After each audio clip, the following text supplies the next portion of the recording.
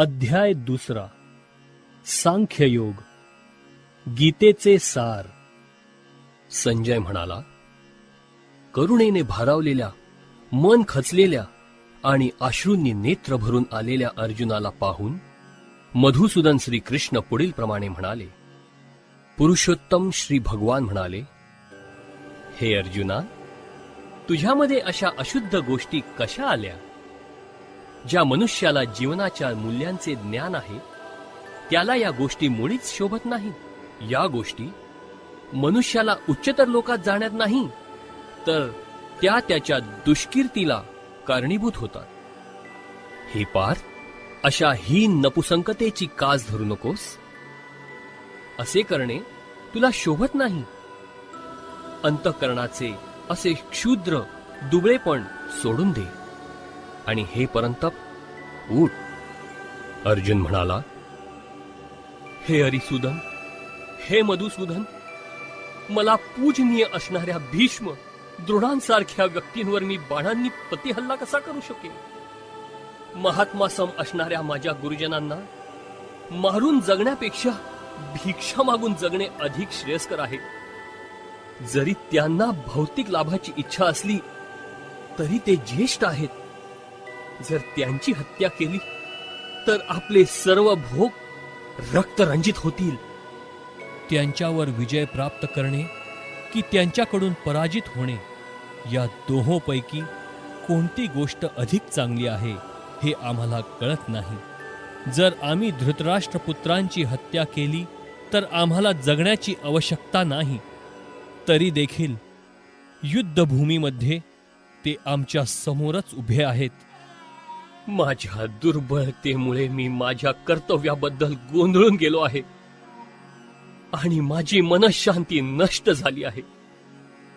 अशा स्थितीत माझ्यासाठी निश्चितपणे सर्वात श्रेयस्कर काय आहे याबद्दल मी तुम्हाला विचारित आहे. मी तुमचा शिष्य आहे आणि तुम्हाला शरण आलो आहे. कृपा करून मला उपदेश करा. ज्या योगे माझ्या इंद्रियांना शुष्क पडणाऱ्या शोकाला नाहीसे करता येईल असा उपायच मला दिसत नाही. स्वर्गातील देवांसारखे सर्व भौम्यत्व असलेले, वैभवशाली आणि प्रतिस्पर्धी नसलेले राज्य प्राप्त करून सुद्धा मला या शोकाचे निराकरण करता येणार नाही. संजय म्हणाला, याप्रमाणे बोलून झाल्यावर परंतप अर्जुन श्रीकृष्णांना म्हणाला, हे गोविंद, मी युद्ध करणार नाही, आणि स्तब्ध झाला. हे भरतवंशजा, त्यावेळी दोन्ही सैन्यांच्या मध्ये उभे राहून हास्य करीत श्रीकृष्ण खिन्न झालेल्या अर्जुनाला याप्रमाणे म्हणाले. पुरुषोत्तम भगवान म्हणाले, पंडिताप्रमाणे बोलताना तू जे शोक करण्यायोग्य नाही त्याबद्दल शोक करीत आहेस. जे ज्ञानीजन आहेत ते जीवितांबद्दल तसेच मृतांबद्दलही शोक करीत नाहीत. ज्या काळी मी, तू आणि हे सर्व राजे अस्तित्वात नव्हते असा काळ कधीही नव्हता आणि भविष्य काळात आपण अस्तित्वविहीन होणार असेही नाही.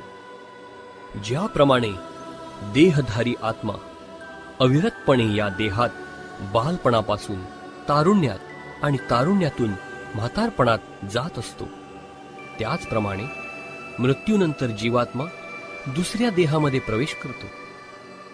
अशा स्थित्यांतरामुळे धीर मनुष्य गोंधळून जात नाही. हे कौंतेया, तात्पुरती उत्पन्न होणारी आणि कालांतराने विनाश पावणारी जी सुखदुःखे आहेत ती हिवाळ्या व उन्हाळ्याच्या येण्या जाण्याप्रमाणे आहे.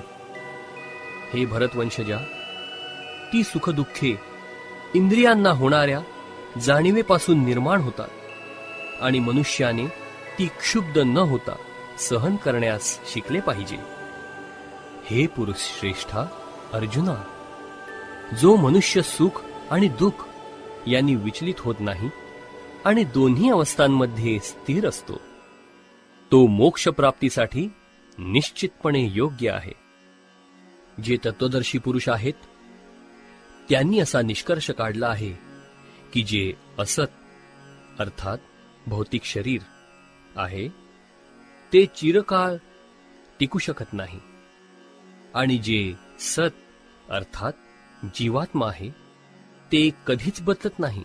या दोन्हींच्या स्वरूपांचा अभ्यास करून तत्वदर्शी पुरुषांनी असा निष्कर्ष काढला आहे, जे संपूर्ण शरीराला व्यापून आहे ते अविनाशी आहे असे तू जाण. त्या अविनाशी आत्म्याचा कोणीही नाश करू शकत नाही. अविनाशी, अमर्याद आणि शाश्वत जीवात्म्याच्या शरीराचा निश्चितपणे अंत होणार आहे. म्हणून हे भरतवंशजा, तू युद्ध कर. ज्याला वाटते की जीवात्मा हा मरणारा आहे किंवा तो मारला जातो, तो अज्ञानात आहे. कारण जीवात्मा मारित नाही किंवा मारलाही जात नाही. कोणत्याही काळी आत्म्यासाठी जन्मही नाही आणि मृत्यूही नाही. त्याचा जन्म झाला होता असेही नाही, त्याचा जन्म होतो असेही नाही, आणि त्याचा जन्म होणार आहे असेही नाही. तो अजन्मा, सनातन, नित्य अस्तित्वात असणारा आणि पुरातन आहे. शरीराचा नाश झाला तरी त्याचा नाश होत नाही. हे पार्थ, जो व्यक्ती जाणतो की आत्मा हा अविनाशी, शाश्वत, अजन्मा आणि अव्ययी आहे, तो कोणाला कसा मारील किंवा कोणाला कसा मारविल? ज्याप्रमाणे मनुष्य जुन्या वस्त्रांचा त्याग करून नवीन वस्त्रे धारण करतो, त्याप्रमाणे आत्माही जुन्या आणि निरुपयोगी शरीराचा त्याग करून नवीन भौतिक शरीर धारण करतो.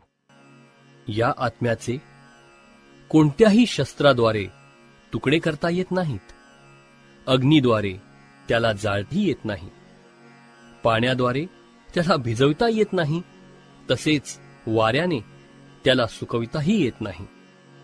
हा आत्मा अविद्राव्य व न तुटणारा आहे, आणि त्याला सुकविणे किंवा जाळणेही शक्य नाही. हा नेहमी टिकणारा, सर्वव्यापी, अपरिवर्तनीय, निश्चल आणि नित्य सारखाच राहणार आहे. हा आत्मा अदृश्य, कल्पनातीत आणि अपरिवर्तनीय आहे असे म्हटले जाते.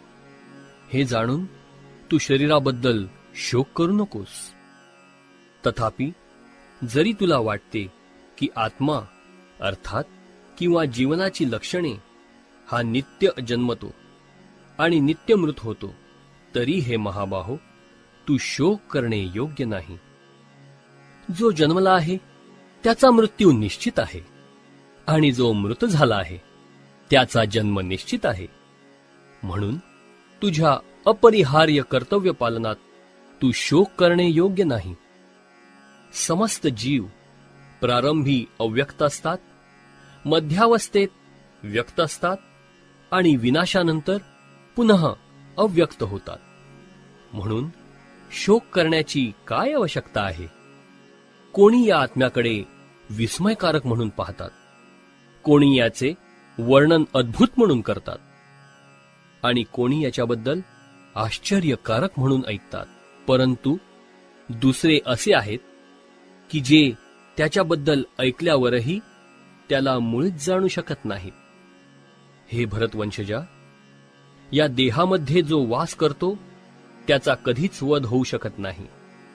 म्हणून कोणत्याही प्राणीमात्रांसाठी तू शोक करण्याची आवश्यकताच नाही. क्षत्रिय या नात्याने तुझ्या विशिष्ट कर्तव्याचा विचार केला असता तू जाणले पाहिजे की तुला धर्मतत्वांसाठी युद्ध करण्यापेक्षा श्रेष्ठ असे इतर कोणतेही कार्य नाही. यास्तव तू संकोच करण्याची आवश्यकता नाही.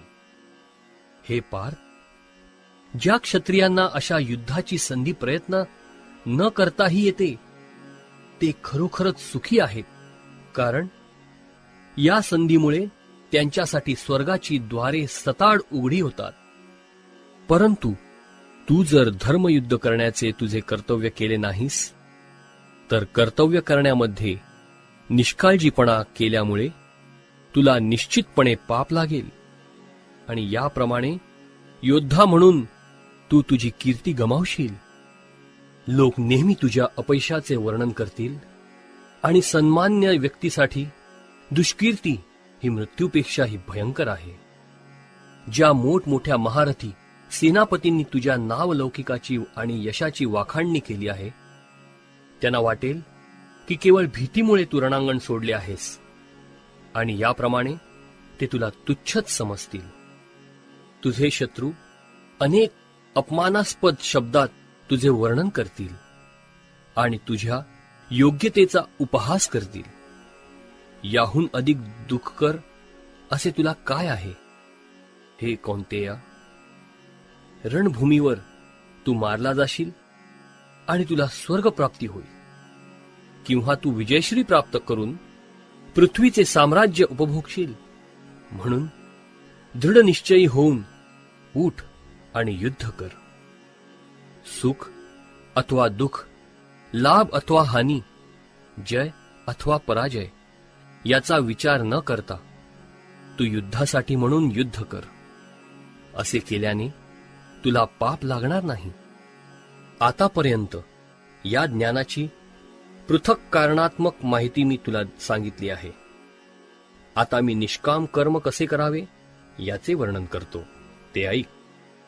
हे पार्था, जर तू या ज्ञानाच्या आधारे कार्य केलेस तर कर्मबंधनातून मुक्त होऊ शकशील. या प्रयत्नात कोणतेही नुकसान किंवा ऱ्हास नाही, आणि या मार्गातील अल्प प्रगतीनेही मनुष्याचे मोठ्या भयंकर भयापासून संरक्षण होऊ शकते. जे या मार्गावर असतात त्यांची बुद्धी दृढनिश्चयी असते आणि त्यांचे ध्येयही एक असते. हे प्रिय कुरुनंदन, जे डळमळीत वृत्तीचे असतात त्यांच्या बुद्धीला अनेक फाटे फुटलेले असतात.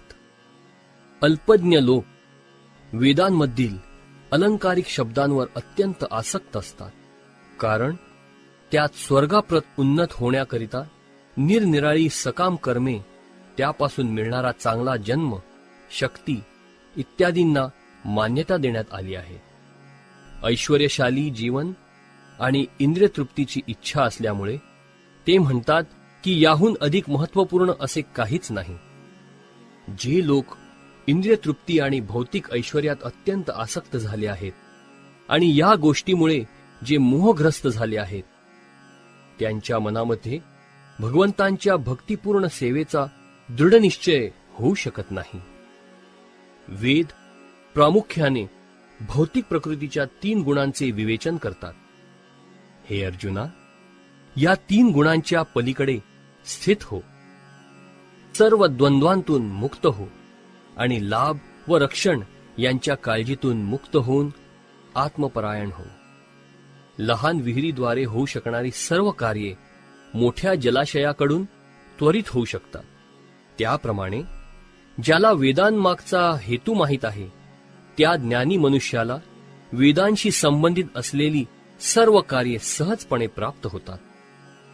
तुझे नियत कर्म करण्याचा तुला अधिकार आहे, पण कर्मफलांवर तुझा अधिकार नाही. तुझ्या कर्मफलास तू कारणीभूत आहेस असे कधीही समजू नकोस. तसेच तुझे कर्तव्य न करण्यामध्येही तू आसक्त होऊ नकोस. हे अर्जुना, यश आणि अपयशाबद्दलच्या संपूर्ण आसक्तीचा त्याग करून समभावाने तुझे कर्म कर. अशा समभावालाच योग असे म्हटले जाते. हे धनंजया, भक्तिमय सेवेद्वारे सर्व निंद्य अशा कर्मांना दूर सार आणि त्या भावनेमध्येच भगवंतांना शरण जा. जे आपल्या कर्मफलांचा उपभोग घेऊ इच्छितात ते कृपणच आहेत. भक्तिपूर्ण सेवेमध्ये संलग्न झालेला मनुष्य या जन्मात सुद्धा चांगल्या आणि वाईट कर्मांपासून मुक्त होतो. म्हणून योगयुक्त होण्याचा प्रयत्न कर, कारण योग हेच सर्व कर्मातील कौशल्य आहे. याप्रमाणे भगवंतांच्या भक्तिपूर्ण सेवेमध्ये संलग्न होऊन महान ऋषीमुनी अथवा भक्तगण भौतिक जगातील कर्मफलातून मुक्त होतात.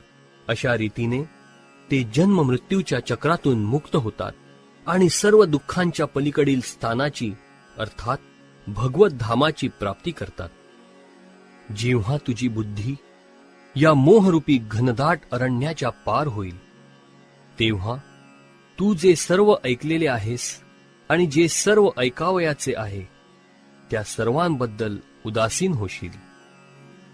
जेव्हा तुझे मन वेदांच्या डौलदार अलंकारिक भाषेने विचलित होणार नाही आणि जेव्हा ते आत्मसाक्षात्कारामध्ये समाधिस्थ होईल, तेव्हा तुला दिव्य भावनेची प्राप्ती होईल. अर्जुन म्हणाला, हे कृष्ण, ज्याची भावना अशी समाधिस्थ झाली आहे त्याची लक्षणे काय आहेत? तो कसा आणि कोणत्या भाषेत बोलतो? तो बसतो कसा आणि चालतो कसा? श्री भगवान म्हणाले, हे पार्था, मानसिक तर्कवितर्कामुळे उत्पन्न झालेल्या इंद्रिय तृप्तीच्या सर्व प्रकारच्या इच्छांचा मनुष्य जेव्हा त्याग करतो आणि याप्रमाणे त्याचे शुद्ध झालेले मन जेव्हा केवळ आत्म्यामध्येच संतुष्ट होते, तेव्हा तो स्थितप्रज्ञ अर्थात विशुद्ध दिव्यावस्थेत स्थित झाला आहे असे म्हटले जाते. जो त्रिविध तापांनीही मनामध्ये विचलित होत नाही किंवा सुखामध्ये हर्षोल्लासित होत नाही आणि जो आसक्ती, भय आणि क्रोध यापासून मुक्त झाला आहे, त्याला स्थिर मन झालेला मुनी असे म्हटले जाते. या भौतिक जगतात जो कोणी शुभ अथवा अशुभ गोष्टींच्या प्राप्तीपासून प्रभावित होत नाही आणि जो अशा प्राप्त शुभाशुभ गोष्टींची स्तुती अथवा निंदाही करत नाही, तो पूर्ण ज्ञानामध्ये दृढपणे स्थिर झालेला असतो. ज्याप्रमाणे कासव आपले अवयव आपल्या कवचात आवरून घेते, त्याप्रमाणे जो आपल्या इंद्रियांना इंद्रिय विषयांपासून आवरून घेतो तो पूर्ण चेतनेमध्ये दृढपणे स्थिर होतो. देहधारी जीवात्मा जरी इंद्रियोपभोगापासून निवृत्त झाला तरी त्याची इंद्रिय विषयांबद्दलची गोडी राहतेच, परंतु उच्चतर रसाचा अनुभव घेऊन अशी कार्ये थांबविल्यास तो चेतनेमध्ये स्थिर होतो. इंद्रिये इतकी प्रबळ आणि उच्छृंखल आहेत की हे अर्जुना, इंद्रियांना ताब्यात ठेवण्याचा प्रयत्न करणाऱ्या विवेकी पुरुषाच्या मनाला सुद्धा ती बळजबरीने ओढून नेतात. जो इंद्रियांना पूर्णपणे वश करून त्यांचे संयमन करतो आणि आपली भावना माझ्यामध्ये दृढपणे स्थिर करतो, त्याला स्थिर बुद्धियुक्त मनुष्य असे म्हटले जाते. इंद्रियांविषयांचे चिंतन करीत असताना मनुष्याची त्या विषयांच्या ठिकाणी आसक्ती वाढत जाते आणि अशा आसक्तीपासून काम उत्पन्न होते आणि कामापासून क्रोधाचा उद्भव होतो. क्रोधापासून संमोह निर्माण होतो आणि मोहापासून स्मृती भ्रमित होते. जेव्हा स्मृती भ्रमित होते तेव्हा बुद्धिनाश होतो आणि बुद्धिनाश होतो तेव्हा मनुष्याचे पुन्हा भौतिक अंधकूपात पतन होते. पण आसक्ती आणि अनासक्ती यापासून मुक्त असणारा आणि स्वातंत्र्याच्या नियामक तत्वानुसार इंद्रियांना नियंत्रित करण्यामध्ये समर्थ असणारा मनुष्य भगवंतांची पूर्ण कृपा प्राप्त करू शकतो. याप्रमाणे संतुष्ट झालेल्या अर्थात कृष्ण भावनेमध्ये व्यक्तीसाठी भौतिक अस्तित्वाचे त्रिविध ताप नाहीसे होतात आणि अशा प्रसन्न भावनेमध्ये व्यक्तीची बुद्धी लवकरच स्थिर होते. जो भगवंतांशी संबंधित नाही अर्थात कृष्ण भावनेमध्ये त्याच्याकडे दिव्य बुद्धीही असत नाही किंवा त्याचे मनही स्थिर असू शकत नाही. दिव्य बुद्धी आणि स्थिर मनाशिवाय शांती प्राप्त होण्याची शक्यताच नाही आणि शांती वाचून सुखप्राप्ती कशी होऊ शकेल? ज्याप्रमाणे सोसाट्याच्या वाऱ्याने पाण्यातील नाव इतस्ततः ओढून नेली जाते, त्याप्रमाणे भटकणाऱ्या कोणत्याही एका इंद्रियावर मन केंद्रित झाले तर ते इंद्रिय मनुष्याची बुद्धी हरण करते. म्हणून हे महाबाहो, ज्याची इंद्रिये विषयापासून नियंत्रित केलेली असतात, त्याची बुद्धी निश्चितपणे स्थिर झालेली असते.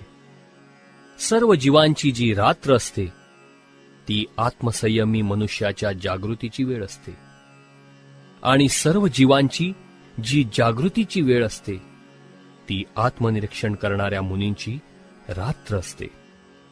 ज्याप्रमाणे समुद्र हा नेहमी भरत असूनही शांत असतो, त्याप्रमाणे जो मनुष्य समुद्रात अव्याहतपणे प्रवेश करणाऱ्या नद्यारूपी इच्छांच्या प्रवाहाने विचलित होत नाही, केवळ तोच शांती प्राप्त करू शकतो.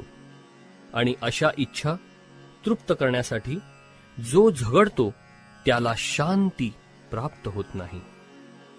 ज्या मनुष्याने इंद्रिय तृप्तीच्या सर्व इच्छांचा त्याग केला आहे, जो निस्पृह अथवा इच्छारहित जीवन जगत आहे, ज्याने पूर्णपणे स्वामित्वाच्या भावनांचा त्याग केला आहे, ज्याच्या ठिकाणी मिथ्या अहंकार नाही, तोच केवळ वास्तविक शांती प्राप्त करू शकतो.